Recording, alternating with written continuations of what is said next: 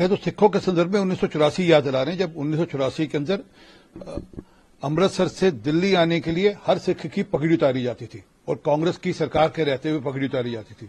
हर सिख की चेकिंग होती थी और किस प्रकार से दिल्ली के अंदर 3000 सिखों का कत्लेआम किया, पगड़ियां उतारी, केस काटे, दाढ़ियां काटी, उनके ककार निकाले और उसका तेल डालकर, पेट्रोल डालकर और एक स्पेशल कोई व्हाइट पाउडर डालकर उनको और गले में टायर डालकर उनको जलाया गया। वे ये इस बात को नहीं बताते कि ये उनके रहते हुआ। और आज कहीं पे भी किसी भी धर्म के साथ कोई डिस्क्रिमिनेशन नहीं, सबको बराबर है। अगर सरकार की स्कीम जाती है तो सबको एक जैसी मिलती है। अगर आयुष्मान भारत मिल रहा है तो किसी एक के लिए नहीं, अगर प्रधानमंत्री की किसान सम्मान निधि मिली तो किसी एक के लिए नहीं, अगर देश के अंदर लोगों को सिर पे छत या मकान मिल रहे हैं किसी एक के लिए नहीं। रादर अगर वो टारगेट करें मुसलमानों को, मुसलमानों की पॉपुलेशन 15% है और लगभग जो सरकारी जो बेनिफिशरीज है उसमें मुसलमानों की एवरेज जो है वो 33% है।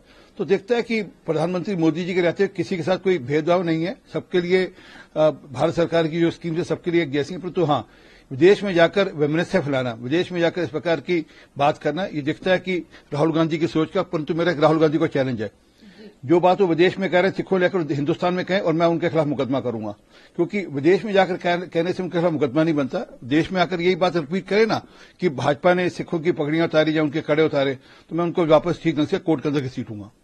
जी, तमिल, मराठी, बंगाली, मणिपुरी, ये सब लोग जो है इंफीरियर लैंग्वेज में आते हैं और उन्होंने ये भी बोला कि ये इसी के लिए ही लड़ाई कर रहे हैं। कॉन्स्टिट्यूशन में लिखा हुआ है कि इट इज, मतलब पूरा कॉन्स्टिट्यूशन में लिखा है कि यूनियन स्टेट है, भारत एक यूनियन स्टेट है। देखिए, वे जानबूझकर इस प्रकार का स्टेटमेंट देते हैं जिससे देश के अंदर आपस में भेदभाव फैले। कभी भी संघ ने कभी भी इस प्रकार की कोई भाषा का इस्तेमाल नहीं किया कि कोई एक भाषा ऊपर है या कोई एक धर्म ऊपर है या कोई एक पंथ ऊपर है।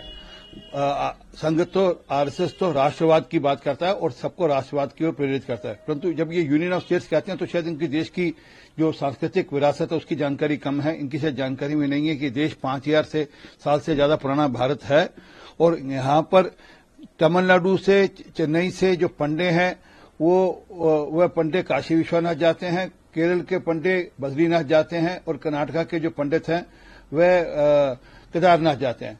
तो हमारे यहाँ तो ये सांस्कृतिक राष्ट्रवाद की बात चलती थी। और अभी कुछ 300 साल पहले लगभग महाराजा रंजीत सिंह ने अगर हरिमंदिर पर सोना चढ़ाया तो उन्होंने उतना ही सोना काशी विश्वनाथ पर चढ़ाया। और ये देश यूनियन ऑफ स्टेट्स होता तो वह क्यों इस प्रकार की बात करते हैं। परंतु क्योंकि ये अलगाववाद की, पृथकवाद की बात करते हैं और यही भाषा एग्जैक्टली अमृतपाल सिंह खालिस्तानी बोलता है। वो भी कहता है कि भारत एक यूनियन ऑफ स्टेट है और हमारे पंजाब को, हमको खालिस्तान का अधिकार मिलना चाहिए।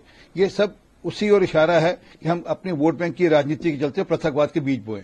जी, ये भी बोला कि इलेक्शन के बाद कुछ बदल गया है। लोग कहते हैं कि अब डर नहीं लगता है। पीएम मोदी जो बड़ी बड़ी बातें करते थे उनसे अब जो एमएसएमई के लोग हैं या जो छोटे वेंडर्स हैं वो लोग कह रहे हैं कि अब हमें डर नहीं लगता है। जो ये लोग बड़े बड़े, इन्होंने एक डर का माहौल इतने सालों में बना के रखा था, वो एक सेकंड में जो है धुल गया। देखिए, डर लगता था इमरजेंसी के दौरान में, डर लगता था जब कोई एक व्यक्ति बोलता था, कोई अक्षर बोलता था तो उसकी नसबंदी करा दी जाती थी। डर लगता था इस बात का कि कोई भी अगर सरकार के खिलाफ बोलेगा तो उसको जेल भेज दिया जाएगा। तो वो उस समय था डर का। परंतु इमरजेंसी के बाद कोई इस प्रकार का समय आया नहीं जब किसी को डर लगे। हाँ, एक समय ऐसा रहा जब राजीव गांधी सत्ता में आए और उन्होंने पोस्टर बिल लाकर लोगों की डाक के ऊपर छापामारी की कोशिश करी, तो उस समय लोगों को डर लगता था। अन्यथा तो आज देश के अंदर हर व्यक्ति को अभिव्यक्ति की आजादी है। राहुल गांधी इतना सब कुछ बोलते हैं, किसको कोई रोक है। और देश एक ठीक तरक्की के रास्ते पर है, परंतु इनको क्योंकि विदेश जाकर देश के बारे में बुराई करनी है और देश की बदनामी, भारत की बदनामी करनी है, इसलिए इस प्रकार की भाषा का इस्तेमाल करते हैं।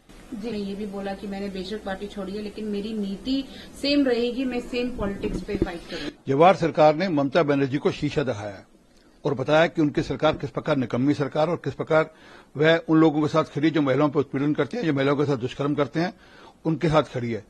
पूरा बंगाल आज यही कह रहा है जो जवाहर सरकार कह रहे हैं कि Mamata Banerjee as a CM, as a home minister, as a health minister fail हो गई, उनको इस्तीफा देना चाहिए। जी सर, बार फिर से वक्फ बिल को लेके सवाल उठाए, बोला है कि ये मुसलमानों के हक छीनने के लिए बिल लाया जा रहा है।